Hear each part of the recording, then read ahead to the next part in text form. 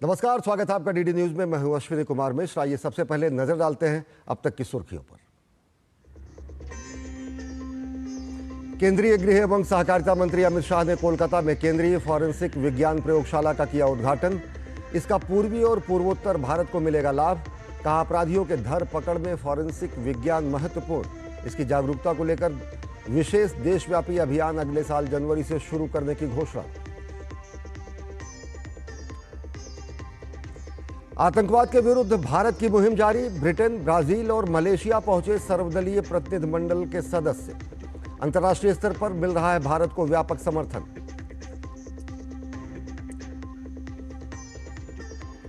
पूर्वोत्तर राज्यों में लगातार हो रही बारिश से जनजीवन अस्त व्यस्त। असम में अब तक 3 लोगों की मौत। सिक्किम में भूस्खलन। अगले 7 दिन तक पूर्वोत्तर में भारी बारिश का अलर्ट।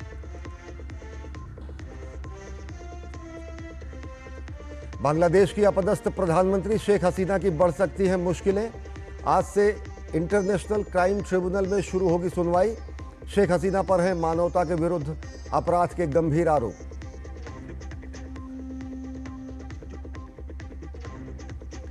और आईपीएल में आज मुंबई और पंजाब के बीच होगा दूसरा क्वालिफायर मुकाबला। आज की विजेता टीम 3 जून को फाइनल में भिड़ेगी आरसीबी से। और देखते हैं खबरों को विस्तार से। केंद्रीय गृह एवं सहकारिता मंत्री अमित शाह पश्चिम बंगाल के दौरे पर हैं। उन्होंने कोलकाता के न्यू टाउन में 88 करोड़ रुपए की लागत से निर्मित केंद्रीय फॉरेंसिक विज्ञान प्रयोगशाला यानी CFSL के नए भवन का उद्घाटन किया। इस अवसर पर केंद्रीय गृह मंत्री अमित शाह ने कहा कि पश्चिम बंगाल, बिहार, झारखंड, ओडिशा, असम और पूर्वोत्तर भारत में आपराधिक न्याय प्रणाली को मजबूत करने में विशेष योगदान मिलेगा। कई सालों से भारत सरकार सुरक्षित, पारदर्शी और evidence based criminal justice system के निर्माण में लगी है। इसमें आज एक और कड़ी जुड़ने जा रही है। दिखने में तो महज 88 करोड़ की लागत से FSL का निर्माण हुआ है, परंतु इस FSL के CFSL के माध्यम से पश्चिम बंगाल, झारखंड, बिहार, ओडिशा, असम, सिक्किम और उत्तर पूर्व के सभी राज्यों को evidence based criminal justice system develop करने में एक होलिस्टिक अप्रोच की भूमिका का निर्वहन करने में मदद करेगा। केंद्रीय गृह मंत्री अमित शाह ने अपराधियों की धरपकड़ में फॉरेंसिक विज्ञान की महत्वपूर्ण भूमिका बताते हुए कहा कि इसकी जागरूकता को लेकर अगले साल जनवरी से विशेष देशव्यापी अभियान शुरू किया जाएगा। जनवरी 26 से एक क्लस्टर अप्रोच से फॉरेंसिक साइंस को थाने तक पहुंचाने का अप्रोच, फॉरेंसिक साइंस के उपयोग को एविडेंस में महत्व देने के लिए हर कोर्ट तक पहुंचाने का एक प्रक्रिया, हर छोटे से छोटे थाने में बैठा इन्वेस्टिगेशन करने वाले व्यक्ति को इसका महत्व समझाने का एक अभियान हम जनवरी 26 से चालू करेंगे। और इसके माध्यम से समग्र देश की क्रिमिनल जस्टिस सिस्टम को हम तर्क की जगह एविडेंस बेस्ड बनाएंगे, जिससे संदेह की कोई गुंजाइश नहीं रहेगी, शक का लाभ दोषियों को नहीं मिलेगा और जो पीड़ित है उसको न्याय मिलेगा। अमित शाह ने कहा कि प्रधानमंत्री नरेंद्र मोदी के नेतृत्व में नए भारत में नए कानून के साथ देश आगे बढ़ रहा है। नरेंद्र मोदी जी के नेतृत्व में भारत सरकार ने खत्म कर नए भारत के नए कानून लेकर हम आगे बढ़े हैं और लोगों को न्याय दिलाने की दिशा में मैं मानता हूं कि ये एक क्रांतिकारी बदलाव है। अब प्रमाण के अभाव में दोषी निर्दोष नहीं छूट जाएंगे, इसका मुझे पूरा भरोसा है। ये कानून में लगभग 60% केसों में हमारे लोगों को सालों पुरानी आदत बदलकर अब 60 दिन के अंदर चार्जशीट होने लगा है। ये बहुत अच्छी उपलब्धि। आतंकवाद के मुद्दे पर पाकिस्तान का पर्दाफाश करने के लिए भारत का वैश्विक अभियान जारी है और इसी क्रम में वरिष्ठ भाजपा नेता और पूर्व केंद्रीय मंत्री रविशंकर प्रसाद की अगुवाई में आज एक प्रतिनिधिमंडल ग्रेट ब्रिटेन के 4 दिन के दौरे पर लंदन पहुंचा है। रविशंकर प्रसाद ने इसकी जानकारी सोशल मीडिया प्लेटफॉर्म एक्स पर साझा की है। उन्होंने लिखा है कि वो अपने सर्वदलीय प्रतिनिधिमंडल के सहयोगियों के साथ फ्रांस, इटली और डेनमार्क की सफल यात्राओं के बाद लंदन, यूनाइटेड किंगडम पहुंचे हैं। 31 मई से 3 जून तक लंदन में रहने के दौरान हम आतंकवाद के खिलाफ भारत का सख्त कदम प्रभावी ढंग से व्यक्त करेंगे और विदेश में प्रमुख प्रतिनिधियों के साथ बातचीत करेंगे, जिनमें यूके के सांसद, नेता, थिंक टैंक, मीडिया प्रतिनिधि और भारतीय प्रवासी समुदाय के सदस्य शामिल हैं। हमें विश्वास है कि हमारे संदेश को यहां भी वैसा ही समर्थन मिलेगा जैसा फ्रांस, इटली और डेनमार्क में मिला है।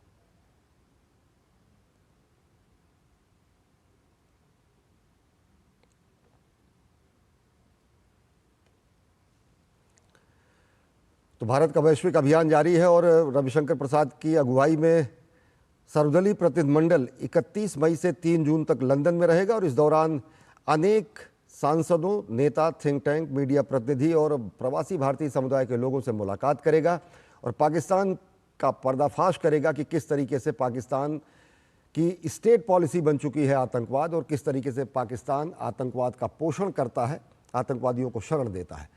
और कोलंबिया की अपनी यात्रा समाप्त करने के बाद कांग्रेस सांसद शशि थरूर के नेतृत्व में सर्वदलीय प्रतिनिधिमंडल ब्राजील के ब्रासिलिया पहुंच चुका है। ब्राजील पहुंचने पर प्रतिनिधिमंडल के प्रमुख शशि थरूर ने कहा कि कोलंबिया की सरकार का उन्हें पूरा समर्थन मिला है। उन्हें उम्मीद है कि ब्राजील की सरकार भी आतंकवाद के विरुद्ध भारत की इस मुहिम में अपना समर्थन देगी।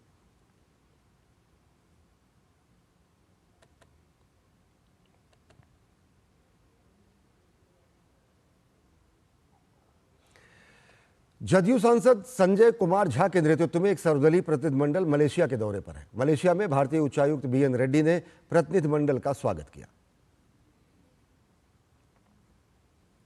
प्रतिनिधिमंडल ने भारतीय समुदाय से मुलाकात की, जिसमें उन्होंने आतंकवाद के खिलाफ लड़ाई में भारत के संकल्प से अवगत कराया।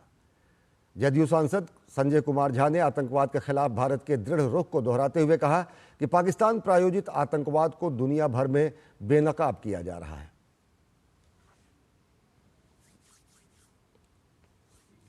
The other part, Indian government had decided that we will go across the world. We will send a delegation. The message should go the entire country as well. Message should go when it comes to country's interest, when it comes to peace, when it comes to fight against terrorism. Entire 1.4 billion are together. That is why we are from all the party, all the religion, and across the country in this you are seeing us here. वही भाजपा सांसद बैजयंत पांडा के नेतृत्व में सर्वदलीय प्रतिनिधिमंडल इस समय Algeria में है। डेलीगेशन ने एल्जियर्स में भारतीय समुदाय के साथ बातचीत में पहलगाम में पाकिस्तान प्रायोजित आतंकवादी हमले में जान गंवाने वाले लोगों को श्रद्धांजलि अर्पित करने के लिए 1 मिनट का मौन रखा। डेलीगेशन में शामिल AIMIM सांसद असदुद्दीन ओवैसी ने कहा कि आतंक फैलाने वाले इंसानियत के दुश्मन हैं। वहीं डीएमके सांसद कनिमोझी के नेतृत्व में सर्वदलीय प्रतिनिधिमंडल का 6ठा ग्रुप स्पेन के मैड्रिड पहुंच गया है। स्पेन में भारत के राजदूत दिनेश के पटनायक ने भारतीय डेलीगेशन का स्वागत किया।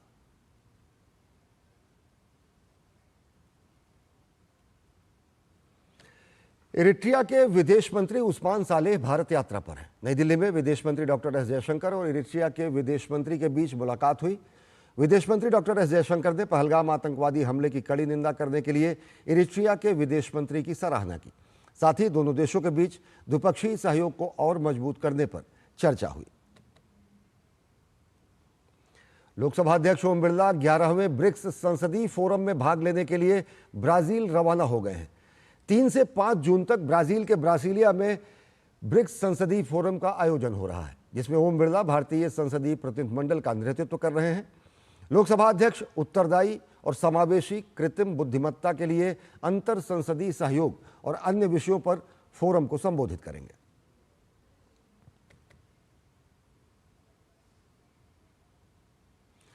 और मंगोलिया के उलान बटोर स्थित विशेष बल प्रशिक्षण केंद्र में भारत मंगोलिया संयुक्त सैन्य अभ्यास नोमैडिक एलिफेंट का 17वां संस्करण चल रहा है। कल शुरू हुआ यह सैन्य अभ्यास आगामी 13 जून तक चलेगा। उद्घाटन समारोह में मंगोलिया में भारत के राजदूत अतुल मल्हारी ने और गोरसवे और मंगोलियाई सेना के मेजर जनरल लहगवा सुरेन गनसेलम सहित प्रमुख गणमान्य व्यक्तियों ने हिस्सा लिया। यह अभ्यास दोनों देशों के सशस्त्र बलों के बीच अधिक सहयोग और आपसी समझ को बढ़ावा देगा। इस संयुक्त अभ्यास से न केवल दोनों सेनाओं की परिचालन की तत्परता बढ़ेगी, बल्कि द्विपक्षीय रक्षा संबंधों को भी मजबूती मिलेगी। संयुक्त अभ्यास में अर्ध पहाड़ी इलाकों में आतंकवाद निरोधी अभियान शामिल होंगे। इसके साथ ही सैनिक संयुक्त राष्ट्र के शांति अभियानों के दौरान आयोजित गतिविधियों का भी पूर्वाभ्यास करेंगे। वास्तविक दुनिया की स्थितियों का अनुकरण करेंगे, जहां बहुराष्ट्रीय बलों को जटिल वातावरण में प्रभावी ढंग से सहयोग करना होता है। बिहार विधानसभा चुनाव में अभी समय है, लेकिन राज्य में राजनीतिक सरगर्मी बढ़ती जा रही है। केंद्रीय मंत्री और लोक जनशक्ति पार्टी रामविलास के अध्यक्ष चिराग पासवान इस बार चुनावी मैदान में उतरेंगे या नहीं, इस पर चर्चा तेज हो गई है। दरअसल लोक जनशक्ति पार्टी की कार्यकारिणी बैठक में सर्वसम्मति से यह फैसला लिया गया कि चिराग पासवान को विधानसभा चुनाव लड़ना चाहिए। सूत्रों के मुताबिक चिराग पासवान सुरक्षित सीट के बजाय सामान्य सीट से विधानसभा चुनाव लड़ सकते हैं। सीट के चयन को लेकर पार्टी मंथन में जुटी हुई है। पिछले दिनों लोजपा के विभिन्न प्रकोष्ठों की और मोर्चों की बैठक हुई थी, जिसमें कई प्रस्ताव पारित किए गए थे और इनमें सबसे महत्वपूर्ण चिराग पासवान को विधानसभा चुनाव लड़ने से जुड़ा हुआ प्रस्ताव था। आज की तारीख में बिहार में ना मुख्यमंत्री पद की कोई वैकेंसी है और ना ही इसके लिए लोक जनशक्ति पार्टी रामविलास की तरफ से कोई प्रयास किया जा रहा है। इतना जरूर है कि एनडीए की एक मजबूत सरकार बने और विकसित बिहार के बनाने के लक्ष्य के साथ जो हम लोग आगे बढ़ रहे हैं उसको हम लोग पूरा कर सकें। और बिहार के पूर्व मुख्यमंत्री और आरजेडी प्रमुख लालू प्रसाद यादव के बड़े बेटे तेज प्रताप यादव ने घर और पार्टी से निकाले जाने के 6 दिन बाद अपनी पहली प्रतिक्रिया दी है। तेज प्रताप यादव ने माता पिता लालू प्रसाद यादव और राबड़ी के नाम एक इमोशनल पोस्ट की है। उन्होंने लिखा कि माँ पापा, आप और आपका आदेश भगवान से बढ़कर है। इस पोस्ट के जरिए तेज प्रताप यादव ने अपनी पार्टी में मौजूद कुछ जयचंदों की ओर भी इशारा किया है। बिहार चुनाव की राजनीतिक सरगर्मियों के बीच लालू प्रसाद यादव ने अपने बड़े बेटे तेज प्रताप यादव को पार्टी से 6 साल के लिए निष्कासित कर दिया है। इतना बड़ा कदम उन्होंने तब उठाया जब तेज प्रताप ने सोशल मीडिया अकाउंट से एक महिला के साथ फोटो शेयर किया और दावा किया गया कि ये 12 साल से रिलेशनशिप में है। पूरे मामले में जदयू की तरफ से तीखी प्रतिक्रिया दी गई। पार्टी के प्रवक्ता मनीष कुमार ने कहा कि हालांकि ये लालू प्रसाद यादव के परिवार के अंदर का मामला है, मगर अब जानना यह है कि तेज प्रताप ने अपने घर में जयचंद किसे कहा, उसकी पहचान कैसे होगी। तेज प्रताप जी ने कहा कि मेरी ये जो हालात हुई और पार्टी की जो आज बुरा हालात है उसमें जयचंद जी के द्वारा किया गया। तो अब तो ये बताना पड़ेगा आदरणीय लालू जी को, भाई तेजस्वी जी को कि ये जयचंद कौन है। ट्विटर पे ही कार्रवाई हुई है, तो जरा अब ये बताएं कि अब ये जयचंद कौन है, इसका ट्वीट कब आएगा और ये ट्वीट कौन करेंगे, लालू जी करेंगे कि भाई तेजस्वी जी करेंगे, कौन ये ट्वीट करेगा। राजधानी दिल्ली में अवैध अतिक्रमण के खिलाफ एक्शन तेज हो गया है। जनपुरा इलाके में स्थित मद्रासी कैंप में अवैध अतिक्रमण हटाने के लिए कार्रवाई की जा रही है। ये कार्रवाई दिल्ली हाईकोर्ट के निर्देशों के अनुपालन में बारापुला नाले को अवरोध से मुक्त करने और मानसून से पहले जलभराव की समस्या से बचने के लिए किया जा रहा है। इलाके में भारी संख्या में पुलिस बल तैनात है, साथ ही रैपिड एक्शन फोर्स और अन्य सुरक्षा बल भी तैनात है। छत्तीसगढ़ शराब घोटाला मामले में बड़ी कार्रवाई की गई है। एसीबी और ईओडब्ल्यू की टीम ने शराब कारोबारी विजय भाटिया को दिल्ली से गिरफ्तार किया है। इसके साथ ही ईओडब्ल्यू की टीम ने दुर्ग में विजय भाटिया के 5 से ज्यादा ठिकानों पर छापेमारी की है। भाटिया के घर पर 2 साल पहले ईडी ने छापेमारी की थी, तब से वो फरार चल रहा था। लंबे समय बाद वे ईओडब्ल्यू की गिरफ्त में आया है। हिमाचल प्रदेश के मंडी इलाके में एक सड़क हादसे में 5 लोगों के मारे जाने की खबर है। पुलिस के अनुसार कटौला के समीप आईआईटी कमान पुल के पास एक महिंद्रा पिकअप पुल के किनारे टकरा गई। इसमें 6 लोग सवार थे। प्राप्त जानकारी के अनुसार जीप में सवार 6 में से 5 लोगों की मौत हो गई है। एक व्यक्ति को घायल स्थिति में अस्पताल में भर्ती कराया गया है। मरने वालों में 2 पंजाब और 1 हरियाणा का नागरिक है। ये सभी लोग टेंट का सामान लेकर जा रहे थे। पुलिस मौके पर पहुंचकर मामले की जांच शुरू कर चुकी है। राष्ट्रीय जांच एजेंसी एनआईए ने पाकिस्तान से जुड़े जासूसी के एक और मामले में देश के 8 राज्यों में 15 स्थानों पर एक सघन तलाशी अभियान चलाया है। दिल्ली, हरियाणा, पश्चिम बंगाल, उत्तर प्रदेश, महाराष्ट्र, राजस्थान और असम सहित 8 राज्यों में पाकिस्तानी खुफिया एजेंटों से जुड़े संदिग्धों के ठिकानों पर छापेमारी की गई है। इस दौरान अलग अलग स्थानों से इलेक्ट्रॉनिक डिवाइस और वित्तीय दस्तावेज जब्त किए गए हैं। एनआईए भारत विरोधी साजिश से जुड़े सुराग जुटाने में लगी हुई है। आरोप है कि संदिग्धों ने पाकिस्तानी एजेंटों को गोपनीय जानकारियां लीक की हैं। जानकारियां लीक करने के बदले सभी आरोपियों को भारत में अलग अलग माध्यमों से पैसे भी मिले हैं, जिसकी जांच जारी है। एनआईए ने 20 मई को इस मामले में केस दर्ज किया था। मामला शासकीय गोपनीयता अधिनियम, गैर कानूनी गतिविधि रोकथाम अधिनियम और भारतीय न्याय संहिता की विभिन्न धाराओं के तहत दर्ज किया गया है। पश्चिम बंगाल में हिंदू नागरिकों को पुलिस द्वारा धमकाने के मामले कम नहीं हो रहे हैं। ऐसा एक ताजा मामला सामने आया है। भाजपा नेता मंगल पांडे ने सोशल मीडिया प्लेटफॉर्म एक्स पर इसकी जानकारी देते हुए लिखा है, पश्चिम बंगाल में एक पुलिस अधिकारी द्वारा हिंदू नागरिकों को रात को देख लेंगे कहकर धमकाना गंभीर चिंता का विषय है। बीजेपी सांसद राजू विष्टा जी ने इसे टीएमसी की गुंडागर्दी करार देते हुए राज्यपाल और डीजीपी को पत्र लिखकर सख्त कार्रवाई की मांग की है। सुरक्षा की वर्दी पहनकर नागरिकों को डराना लोकतंत्र और संविधान दोनों का अपमान है। और छत्तीसगढ़ का बस्तर इलाका, जिसे कभी नक्सलवाद का गढ़ माना जाता था, अब बदलाव की नई इबारत लिख रहा है। दशकों से यह क्षेत्र हिंसा, अविश्वास और विकास से दूरी का प्रतीक बना हुआ था, लेकिन राज्य और केंद्र के बेहतरीन समन्वय से राज्य की इस क्षेत्र की तस्वीर बदल रही है।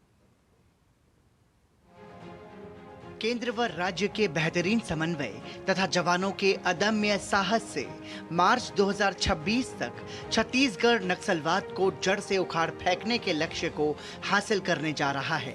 छत्तीसगढ़ के बस्तर व कुछ अन्य क्षेत्रों में सीमित नक्सलवाद अब अंतिम सांस ले रहा है।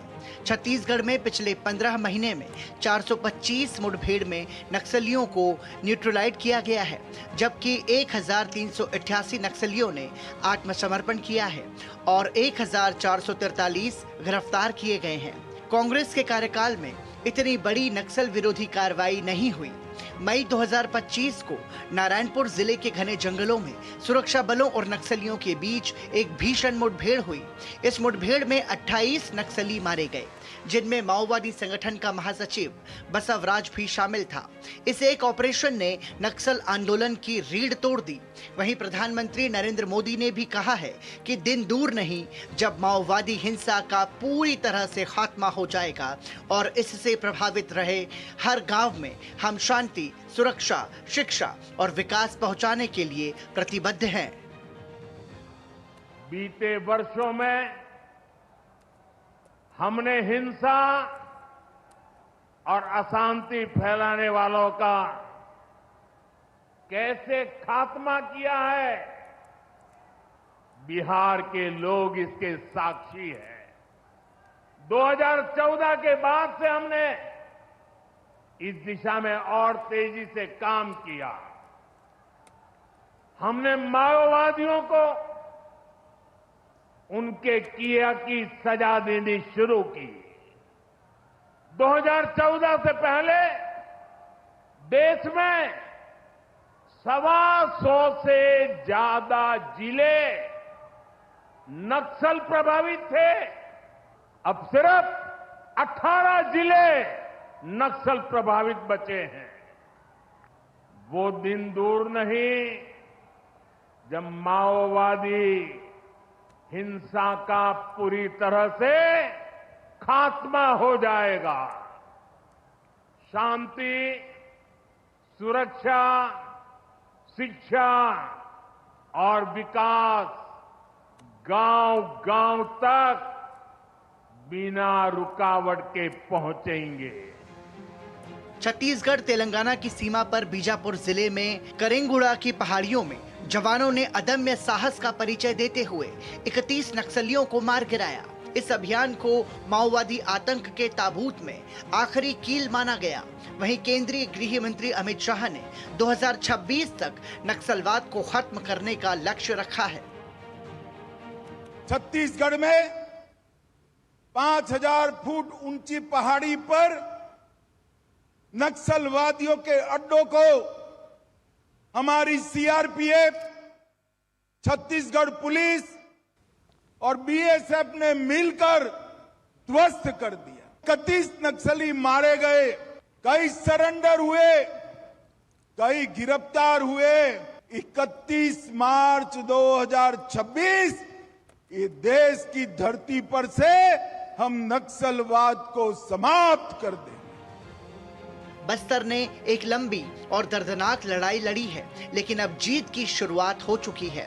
अब चुनौती है इस भरोसे को बनाए रखने की। युवाओं को शिक्षा, रोजगार और सम्मान की राह पर आगे बढ़ाना है। ये नक्सलियों के खात्मे और लोगों के बीच विकास की पहुंच को सुनिश्चित करेगा। केंद्र और राज्य सरकार की संयुक्त रणनीतियों और सुरक्षा बलों की सघन कार्रवाई की वजह से नक्सलियों का प्रभाव कम हो गया है। नक्सली या तो सरेंडर कर रहे हैं या इनकाउंटर में मारे जा रहे हैं, जिससे बस्तर की तस्वीर बदल रही है। Somesh Patel, DD news, Bastar, Chhattisgarh. नई दिल्ली में fit India Sunday on cycle कार्यक्रम का आयोजन किया गया। केंद्रीय मंत्री मनसुख मंडाविया ने कार्यक्रम के 25वें संस्करण में हिस्सा लिया, जिसमें बड़ी संख्या में लोगों ने अपनी उपस्थिति दर्ज कराई। इस कार्यक्रम का उद्देश्य लोगों को फिट रहने और पर्यावरण को स्वच्छ बनाने के प्रति जागरूक करना है। इस अवसर पर केंद्रीय खेल मंत्री ने कहा कि आज का ये संडे ऑन साइकिल ऑपरेशन सिंदूर में शामिल जवानों के सम्मान में समर्पित है। 25 वीक से रेगुलर संडे ऑन साइकिल हो रहा है। 25वीं एडिशन 3 जून को वर्ल्ड साइकिल डे है। उस उपलक्ष्य में आज संडे ऑन साइकिल हमारे ऑपरेशन सिंदूर में शौर्य गाथा लिखने वाले हमारे देश के जवानों को समर्पित करा है, जिन्होंने भारत के लिए, भारत का गौरव बढ़ाने के लिए एक शौर्यपूर्ण लड़ाई लड़ी है। ये केवल लड़ाई नहीं है, लेकिन ऑपरेशन सिंदूर ये आत्मनिर्भरता का प्रतीक भी है। संडे ऑन साइकिल के इस संस्करण में अभिनेत्री शर्वरी वाघ ने भी हिस्सा लिया। साइकिल का 25वां संस्करण है और मैं बेहद खुश हूँ यहाँ जुड़कर। मैं खास धन्यवाद देना चाहूँगी मनसुख जी को कि उन्होंने मुझे यहाँ इनवाइट किया। ये जो फिट इंडिया की आइडिया है, जो हमारे honourable prime minister Narendra Modi ji की है, बहुत गर्व की बात है मेरे लिए कि आज मैं इन सबके साथ जुड़ सकी और एक कुछ छोटा सा अपनी साइड से कर सकी। I am proud to be an Indian और मुझे बहुत बहुत गर्व है हमारे आर्म्ड फोर्सेस पर, हमारे देश पर। और बस जय हिंद। 2001 से हर साल 1 जून को संयुक्त राष्ट्र के खाद्य और कृषि संगठन द्वारा विश्व दुग्ध दिवस मनाया जाता है, ताकि वैश्विक भोजन के रूप में दूध के महत्व को स्वीकार किया जा सके। भारत 1998 से दुग्ध उत्पादन में विश्व में पहले स्थान पर है और वैश्विक दुग्ध उत्पादन में 25% का योगदान देता है। देखिए हमारी खास रिपोर्ट। पिछले 10 वर्षों में 63.56% बढ़कर 2014-15 में 146.3 मिलियन टन से 2023-24 के दौरान 239.2 मिलियन टन हो गया है। ये पिछले 10 वर्षों के दौरान 5.7% की वार्षिक वृद्धि दर को दर्शाता है, जबकि विश्व दूध उत्पादन 2% प्रति वर्ष की दर से बढ़ रहा है। भारत में प्रति व्यक्ति दूध की उपलब्धता भी पिछले दशक में 48% बढ़ी है। डेयरी क्षेत्र कृषि अर्थव्यवस्था में 5% से अधिक का योगदान देता है। एक उद्योग के रूप में यह 80 मिलियन से अधिक लोगों को रोजगार देता है, जिनमें से अधिकांश छोटे और सीमांत किसान और भूमिहीन हैं। डेयरी क्षेत्र भारत के लिए कई मायनों में बहुत महत्वपूर्ण है। भारत ने डेयरी सहकारी क्षेत्र में भी महत्वपूर्ण प्रगति की है। इस क्षेत्र में लगभग 22 दुग्ध संघ, 240 जिला सहकारी दुग्ध संघ, 28 विपणन डेयरियां और 24 दुग्ध उत्पादक संगठन हैं। ये संगठन लगभग 2,30,000 गांवों को कवर करते हैं और 18 मिलियन डेयरी किसान इसके सदस्य हैं। विश्व दुग्ध दिन यानी कि वर्ल्ड मिल्क डे के अवसर पर सभी दूध उत्पादकों और कंज्यूमर्स को हमारी ओर से काफ़ी शुभकामनाएं। हमारे लिए आज एक बड़ी खुशी का अवसर ये भी है कि आज से अमूल यूरोप में, स्पेन में दूध लॉन्च कर रहा है। तो पिछले साल अमेरिका के दूध लॉन्च के बाद आज यूरोप में अमूल का दूध मिलना शुरू हो जाएगा और हम माननीय प्रधानमंत्री जी का जो विजन है कि विश्व के हर डाइनिंग टेबल पे भारतीय फूड आइटम होनी चाहिए, उस दिशा में अपना छोटा सा एक प्रयास कर रहे हैं। भारत के डेयरी उद्योग का एक उल्लेखनीय पहलू महिलाओं की पर्याप्त भागीदारी है, जिसमें 35% महिलाएं डेयरी सहकारी समितियों में भाग लेती हैं। देश भर में ग्रामीण स्तर पर 48,000 महिला डेयरी सहकारी समितियां कार्यरत हैं, जो ग्रामीण क्षेत्रों में समावेशी विकास को बढ़ावा देती हैं और महिलाओं को सशक्त बनाती हैं। सरकार द्वारा उठाए जा रहे कई उपायों के साथ साथ डेयरी विकास में निजी क्षेत्र की बढ़ती भूमिका के साथ भारत को आने वाले दशकों में दूध उत्पादन और दूध प्रसंस्करण में अपनी वृद्धि को बनाए रखने की उम्मीद है। राष्ट्रीय डेयरी विकास कार्यक्रम के लिए बजट में संशोधित वृद्धि का उद्देश्य दूध की खरीद, प्रसंस्करण क्षमता और गुणवत्ता नियंत्रण को बढ़ाना भी है। किसानों के लिए बाजार पहुंच बढ़ाना और मूल्य संवर्धन के माध्यम से बेहतर मूल्य निर्धारण के साथ साथ ग्रामीण आय और विकास को बढ़ाने के लिए डेयरी आपूर्ति श्रृंखला को मजबूत करना है। पशुपालन अवसंरचना विकास निधि, राष्ट्रीय गोकुल मिशन, राष्ट्रीय पशुधन मिशन जैसी कई अन्य निधियों और योजनाओं से उद्यमिता विकास और नस्ल सुधार, पशु चिकित्सा सेवाओं की क्षमता निर्माण, रोग निगरानी और व्यक्तियों के लिए पूंजी ऋण पर भी ध्यान केंद्रित किया जा रहा है। मेघना देव और अजीत द्विवेदी की रिपोर्ट, डीडी न्यूज। और इस समय एक बड़ी खबर आ रही है कि सजा मिलने के बाद अब्बास अंसारी, जो कि मऊ के सुभाषपा विधायक थे, उनकी विधायकी खत्म हो गई है। और ये फैसला लिया गया है क्योंकि उनको भड़काऊ भाषण के मामले में कल सजा सुनाई गई थी 2 साल की, और अब विधानसभा सचिवालय ने ये फैसला लिया है कि सजा मिलने के बाद अब्बास अंसारी की विधायकी को समाप्त कर दिया गया है और सीट रिक्त घोषित हो गई है। अदालत ने अब्बास अंसारी को दोषी करार देते हुए 2 साल की सजा सुनाई थी और ये मामला मऊ में 2022 के विधानसभा चुनाव के दौरान का था। सजा मिलने के बाद अब्बास अंसारी की विधायकी अब समाप्त हो गई है। हमारे संवाददाता विकास सिंह हमारे साथ इस समय जुड़े हुए हैं लखनऊ से। विकास, सबकी नज़रें विधानसभा सचिवालय पर थी क्योंकि कल जब 2 बजे के बाद ये साफ हो गया कि 2 साल की सज़ा, तो लोक प्रतिनिधित्व अधिनियम के तहत ये उम्मीद लगाई जा रही थी कि विधायकी समाप्त होगी। क्या कुछ जानकारी और कैसे अब आगे की प्रक्रिया? जी बिल्कुल अश्विनी, आपने सही कहा कि उनको कल 2 साल की जब सजा सुनाई गई थी हेड स्पीच मामले में, इसके बाद से ये तय हो गया था कि उनकी विधायकी जाना तय है और आज विधानसभा की तरफ से यह नोटिफिकेशन जारी कर दिया गया है कि उनकी विधायकी के लिए उनको अयोग्य घोषित कर दिया गया है। यानी अब वो विधायक नहीं रहे, वो अयोग्य घोषित कर दिए गए हैं। हेड स्पीच मामले में उनको मऊ की एमपी एमएलए कोर्ट ने 2 साल की सजा सुनाई थी। यह प्रकरण मार्च 2022 का प्रकरण था, जिसमें उन्होंने एक रैली में कहा था कि तमाम सारे जो यहाँ पर अफसर तैनात हैं उनकी सपा प्रमुख अखिलेश यादव से बात हो गई है कि जब उनकी सरकार बनेगी तो यहाँ के लोगों का ट्रांसफर न किया जाए 6 महीने पहले, हिसाब किताब चुकता होगा, उसके बाद ही कोई ट्रांसफर पोस्टिंग उन लोगों की जा सकती है। उनको धमकाया गया था सीधे। अब्बास अंसारी ने इस बात को रैली में कहा था। इस मामले में उनको दोषी पाया गया है और इस पाए जाने के बाद उनको कल दोपहर बाद 2 साल की सजा का ऐलान किया गया था और अब इसके बाद आज विधानसभा की तरफ से नोटिफिकेशन जारी कर उनकी सदस्यता को भी अयोग्य घोषित कर दिया गया है। मुख्तार अंसारी, के बेटे की अगर हम बात करें तो अंसारी परिवार का पूरे उत्तर प्रदेश में कहीं ना कहीं जिस तरीके से एक समय दबदबा रहता था, मुख्तार अंसारी का खौफ रहता था, उससे भी बात करें, धीरे धीरे प्रदेश सरकार की जो नीति है कानून व्यवस्था को लेकर, जीरो टॉलरेंस की बात को लेकर, वो चीजें जमीन पर दिखाई पड़ते हैं कि किस तरीके से माफियाओं पर कार्रवाई की जा रही है। सुनिए। बहुत बहुत शुक्रिया विकास, हमसे जुड़कर विस्तार से जानकारी देने के लिए। तो अब्बास अंसारी की विधायकी समाप्त हो गई। कल उन्हें 2 साल की सजा हुई थी भड़काऊ भाषण देने के मामले में। मामला था 2022 का उत्तर प्रदेश का विधानसभा चुनाव। अब आगे की जो भी स्थितियां परिस्थितियां होंगी उस हिसाब से वहां पर उपचुनाव होंगे। फिलहाल बुलेटिन में इतना ही। देश और दुनिया की ताज़ा तरीन खबरों के लिए देखते रहिए DD न्यूज़। नमस्कार।